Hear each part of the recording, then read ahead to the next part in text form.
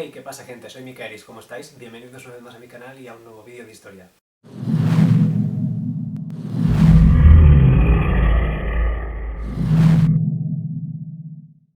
Hoy vengo a hablaros de una cosa que me molesta un poco, pero no como algo malo. De hecho, tiene una nota positiva el hecho de que me moleste, y ahora os explico por qué.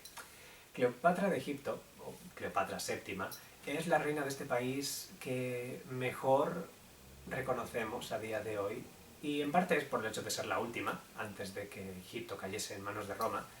Ser el último en algo siempre te da cierta fama, sea buena o mala, pero también por su reputación personal. Cleopatra era una mujer fascinante, cautivadora, muy culta, que consiguió aliarse con hombres muy poderosos de su tiempo, como César y Marco Antonio, pero que también acabó cayendo, decidió suicidarse para no caer en manos de Octavio, que sería mejor conocido como Augusto, el primer emperador romano.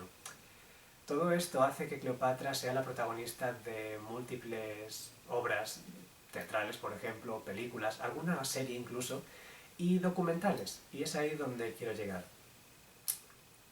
Recientemente ha habido un documental sobre Cleopatra hecho por Netflix, en el que tomaron la decisión de retratarla como una mujer negra, una mujer con sangre africana. Y si bien esto tiene justificación, geográficamente hablando, e incluso en parte por su genealogía, no es tan preciso ni tan adecuado como algunos piensan. Más allá de las polémicas que hubo con respecto a esto, o de la buena acogida que hubo con respecto a esto, el propio documental en su promoción justificó esta decisión, porque describen cómo Cleopatra ha sido reclamada por la comunidad afroamericana como parte de su historia y como parte de la historia de poderosas mujeres africanas.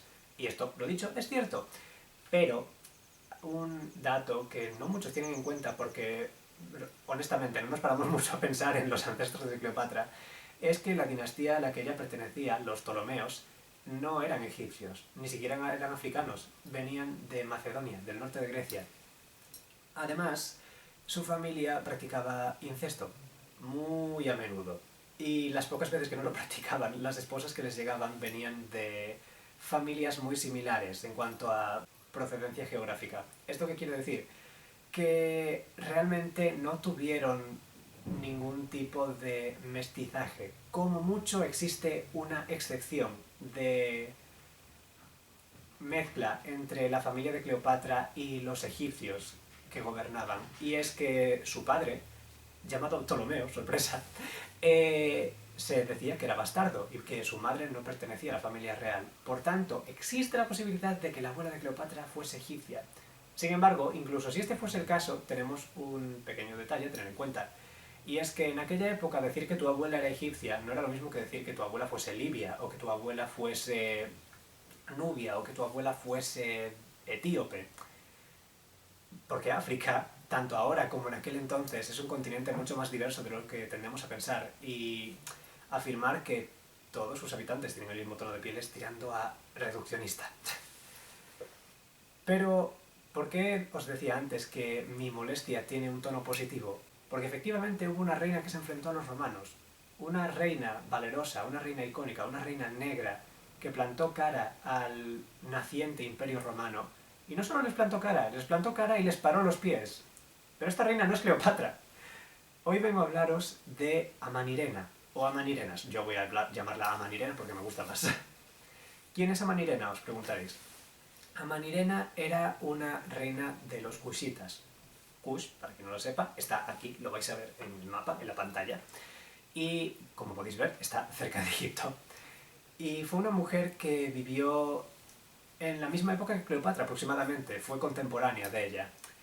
Amanirena es una mujer de la que no sabemos tantos detalles como de la reina de Egipto, pero sí sabemos algunas cosas. Se la describe como una mujer muy valerosa, muy valiente, y que carecía de vista en uno de sus ojos. No queda claro si esto es porque el ojo no veía, o si es que el ojo no estaba directamente, es decir, que era una mujer tuerta. En este último caso se teoriza que el ojo lo pudo haber perdido en combate, lo cual mola mucho.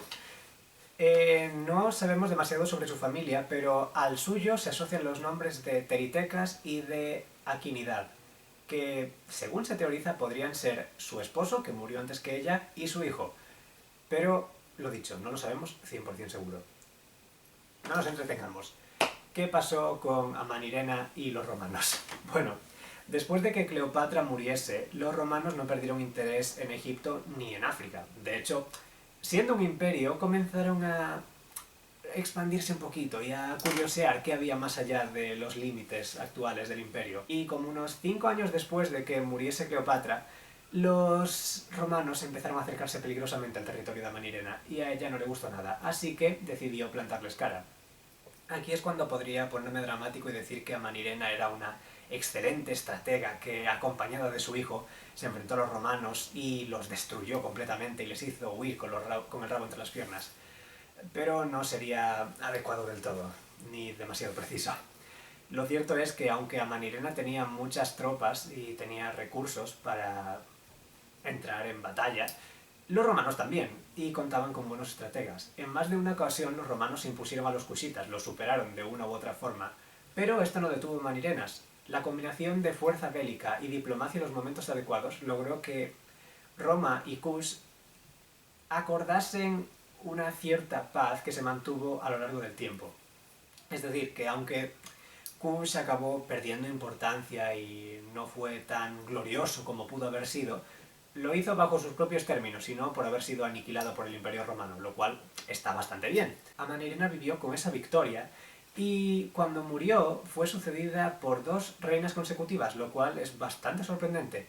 Aunque ninguna de las dos está necesariamente emparentada con Aquinidad, de ser el hijo de Amanirena, así que no me queda muy claro cuál fue la sucesión ahí exactamente, pero lo dicho, no sabemos demasiados detalles sobre la familia de esta mujer.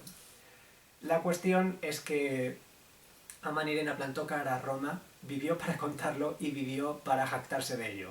Una de sus grandes victorias, de hecho, no la destaco por su escala, sino por su simbolismo, porque en uno de los encontronazos que hubo entre los romanos y los cusitas, los segundos lograron llevarse un busto que representaba a Octavio, a Augusto, el emperador, y Amanirena tenía el lugar perfecto para colocarlo.